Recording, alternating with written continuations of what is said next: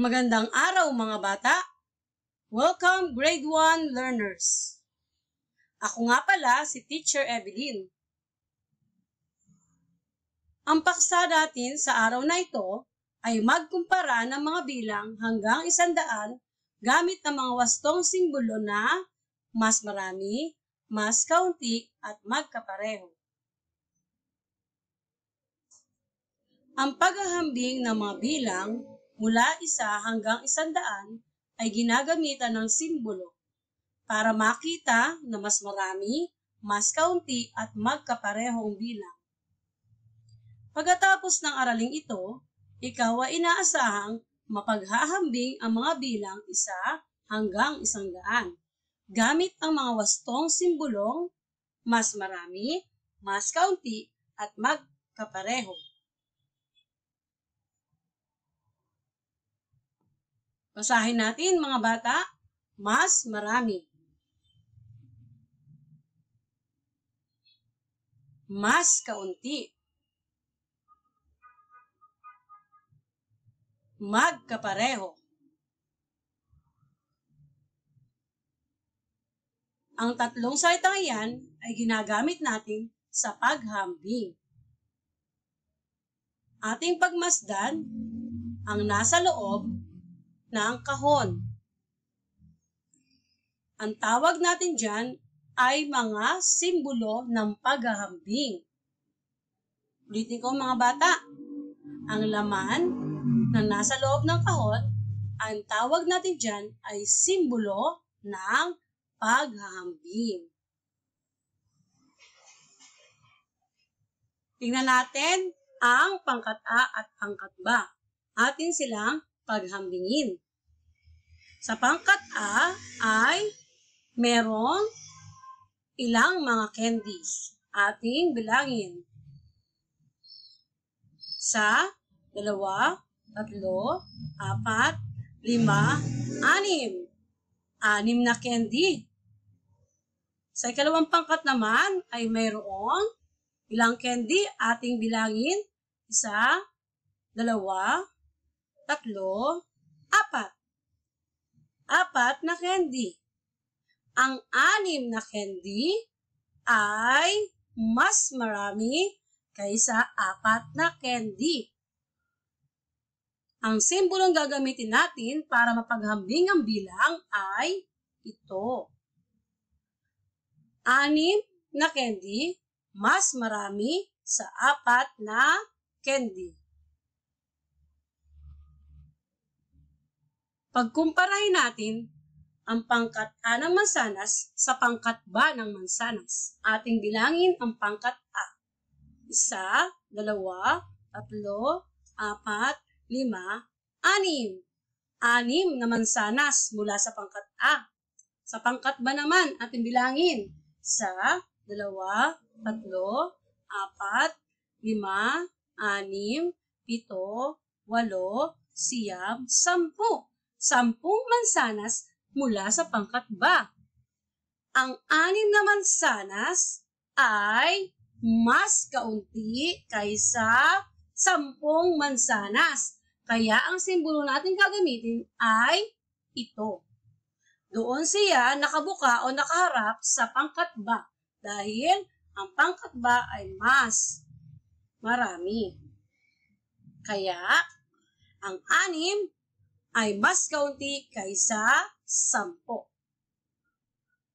Sumunod naman ay pangkat ng mga ice cream. Ating bilangin ang ice cream sa pangkat A.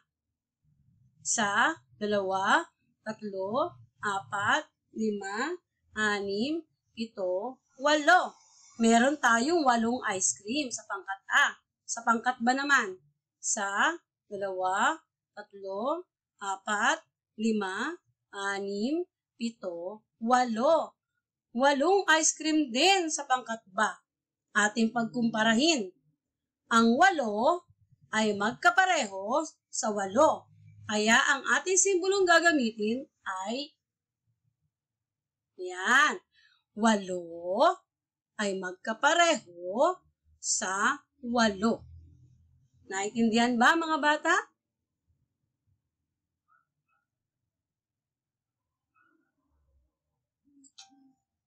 Ating paghahambingin gamit ang simbolong mas marami ang bawat bilang sa ibaba. 22 ay mas marami sa 18. 20 ay mas marami sa 14. 38 ay mas marami sa 31. 63 ay mas marami sa 61. 74 ay mas marami sa 72. 100 ay mas marami sa 99. Pagmasdan nyo mga bata kung paano ginamit ang simbolong mas marami sa paghahambing ng dalawang bilang.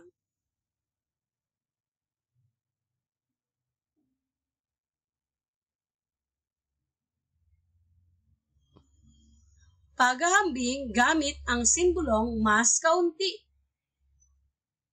Mga halimbawa, 11 ay mas kaunti kaysa 18. 10 ay mas kaunti sa 14. 28 ay mas kaunti kaysa 31. 53 ay mas kaunti kaysa 61. 64 ay mas kaunti kaysa 72.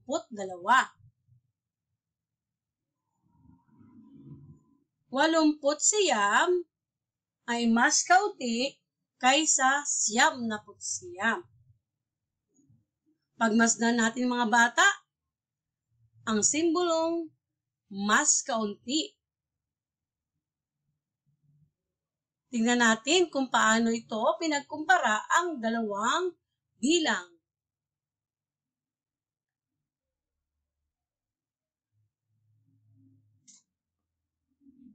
Paghahambing gamit ang simbolong magkapareho.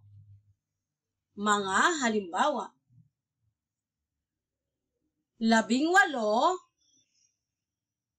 ay magkapareho sa bilang na 18.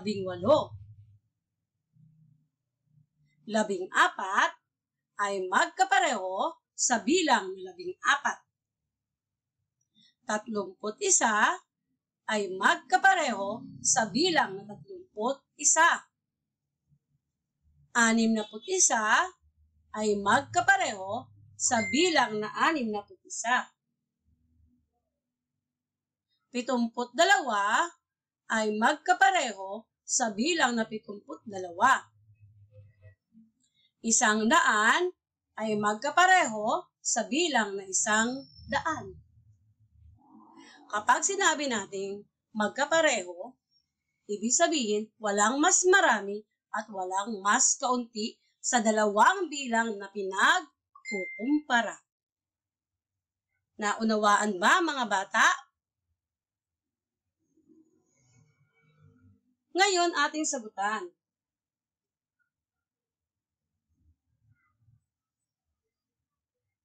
Ating punan ang kahon ng wastong simbolong mas marami, mas kaunti, at magkapareho.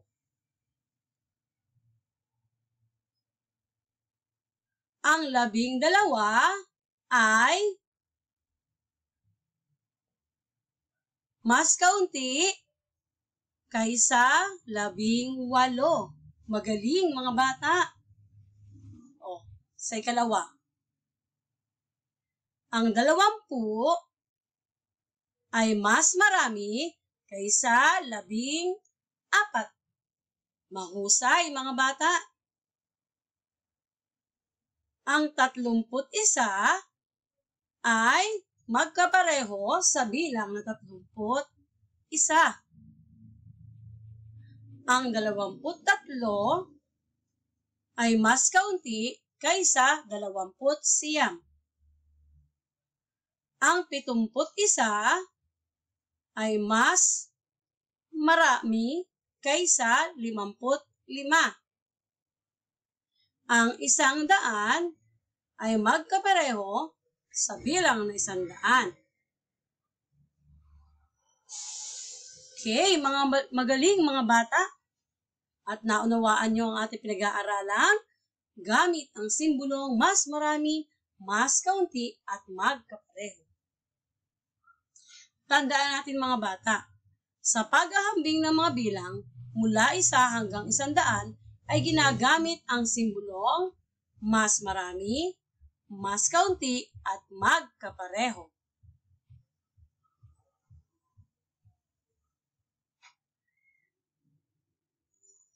Takdang aralin.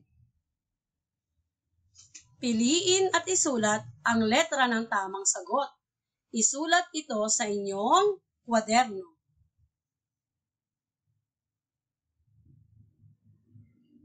Paalam mga bata, hanggang sa muli nating pag-aaral. Tandaan, mag-aral ng mabuti. Paalam!